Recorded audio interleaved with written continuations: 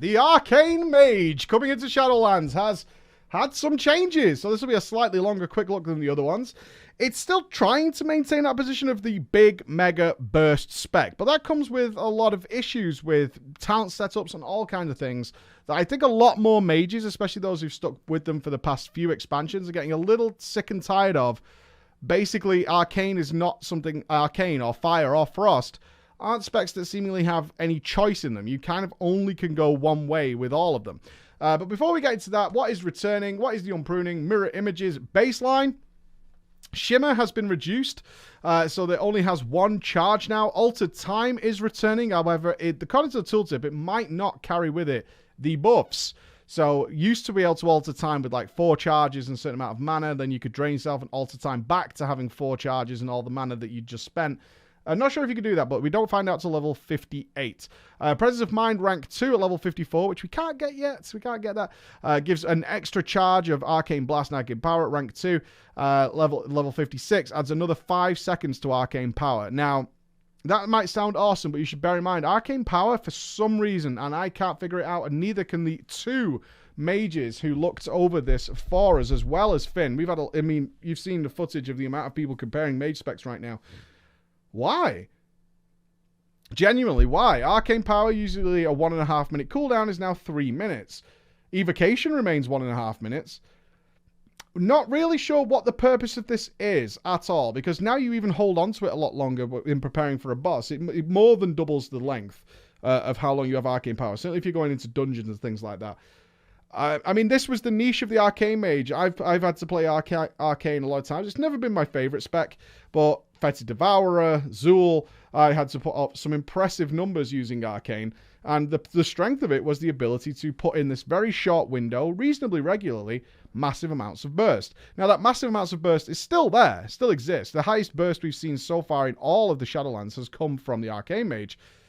Yet they doubled the length, they doubled the cooldown of the major cooldown, and we're not exactly sure what the purpose is there, so I don't know whether Blizzard could provide feedback, because it's not in the class overlook as to why they did that. Some other changes there. Touch of the Magi is now baseline. It's good. It's kind of fun. It gives some cleave potential. Would really like to be able to detonate it when I want to, though. Touch of the Magi was always super frustrating to me when I played Arcane, because it can... when it used to proc randomly, and then it could detonate randomly, and you could not utilize it in a way you wanted to. So in its place is Enlightened, which makes you deal 8% more arcane damage while above 70% mana, and regenerate 20% more mana while below 70%. So perhaps Enlightened does give us an idea of Blizzard's philosophy here, which is they want you to care about mana as Arcane. Mana Gem has returned from Vanilla. We're not really seeing it, but we're not really doing any mega boss fights where we're not just zerging things down. So it might play more of a role once we get into some actual things with health to see how that's working around. At least something that provides us at least 2 chances to use Arcane Power, so we get a full idea of the rotation. The burst single target of Arcane is fun. A lot of people love seeing those crazy numbers. On a personal note here is, I was curious about Arcane after I was getting all these mixed messages from 3 different people, so I decided to play it myself. One thing I noticed that they didn't bring up, but I would do, and this is my channel, the amount of global cooldowns it takes to get Arcane going is fucking absurd. It really is absolutely absurd. A lot of the talents for Arcane are dead, as we talked about at the beginning. So Rune of Power, you're always realistically going to take Rune of Power when it comes to Arcane. I'm sick of having that argument with people who've come up with some math and they say, well, we might take Incantus Flow. It's like, no, you won't. You'll take Rune of fucking Power. And there you go. You took Rune of Power. But you've got mirror images. You've got Rune. You've got Charged Up. You've got Popping Arcane Power. You've got the new Kyrian ability, which makes the target take extra damage for every 4 spells you do. Of course, you want that with Arcane. The amount of setup involved while cooldowns are running and things like that, and things are about to expire, is just absurd.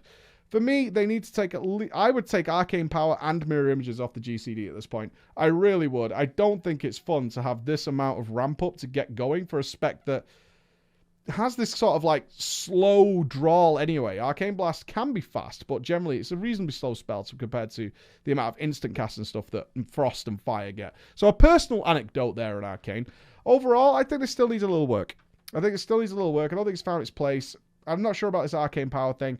Overall, it's Arcane. Nothing dramatic. Nothing like we saw from WoD into Legion. We had none of that. But I'm kind of holding out hope here that the legendaries, the craftable legendaries, might have a big impact on Mage. So it's one of those I want to come back to as a priority. All right? Thank you so much for watching. I'll see you again.